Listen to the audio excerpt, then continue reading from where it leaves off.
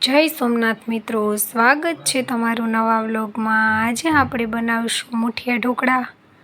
જે માટે આપણે ધાણા લીધા છે, ડુંગળી, આદુ, ધાણા, મરચું, લસણ અને દૂધી। તો બધું આપણે સુધારી લઈશું। આદુ, લસણ, મરચાંને આપણે ક્રશ કરી લઈશું અને દૂધીને આપણે છાલ ઉતારી અને ખમણી લઈશું। તો આપણી દૂધી પણ ખમણાઈ ગઈ છે, ડુંગળી સુધારી લીધી છે, ધાણા સુધારી લીધા છે, દૂધીમાંથી પાણી નીતોરીને કાઢી નાખ્યું છે અને આદુ, લસણ અને મરચાંને ક્રશ કરી નાખ્યા છે। તો હવે આપણે લોટ બનાવીશું। જે માટે 2 વાટકી આપણે ઘઉંનો કરકરો લોટ લીધો છે, 1 વાટકી ચણાનો લોટ લીધો છે, 1 વાટકી બાજરીનો લોટ લીધો છે। બધા લોટ લઈ અને હવે તેમાં 1 પાવરું મોણ માટે તેલ નાખીશું। હવે તેમાં મસાલા કરીશું। સૌપ્રથમ સ્વાદ અનુસાર નમક ઉમેરીશું, ત્યારબાદ હળદર ઉમેરીશું,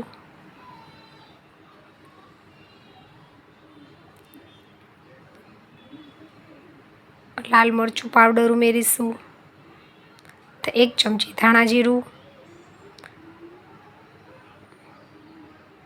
હિંગ,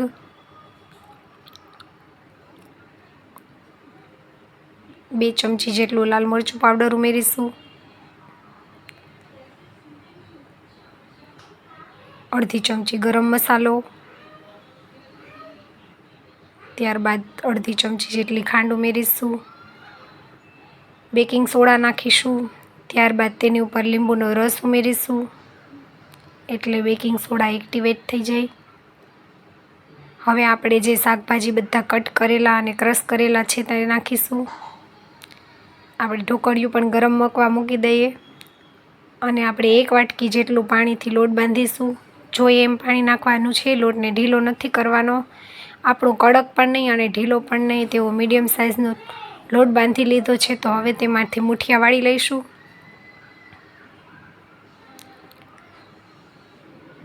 તો બધા જ મુઠિયા આવી રીતે વાળી લઈશું। તો મુઠિયા તૈયાર છે, તેને બફાવા મૂકી દઈશું। 15-20 મિનિટ જેટલું મુઠિયાને બફાવા દેવાના છે। તો મુઠિયા બફાઈને ઠંડા થઈ ગયા છે, હવે તેને કટ કરી લઈશું। તો બધા મુઠિયાને કટ કરી લીધા છે। હવે આપણે વઘાર મૂકીશું। તે માટે આપણે તેલ લીધું છે, તેમાં 1 ચમચી રાઈ નાખીશું। રાઈ ફૂટી જાય પછી તેમાં 1 ચમચી જીરું ઉમેરીશું। જીરું થઈ જાય ત્યારે તેમાં 1 મરચું અને લીમડો ઉમેરીશું। ત્યારબાદ તેમાં 2 ચમચી જેટલા તલ ઉમેરીશું। તેને ઢાંકી દઈશું જેથી તલ ફૂટીને બહાર ન નીકળી જાય। બધા તલ ફૂટી ગયા છે। હવે તેને આપણે સુધારેલા ઢોકળા ઉમેરીશું। બધું સારી રીતે હલાવી અને મિક્સ કરી લઈશું અને થોડા એને ક્રિસ્પી જેવા કરીશું। તો ઢોકળા તૈયાર થઈ ગયા છે, તેમાં ઉપરથી ધાણા ઉમેરી અને ગાર્નિશ કરીશું।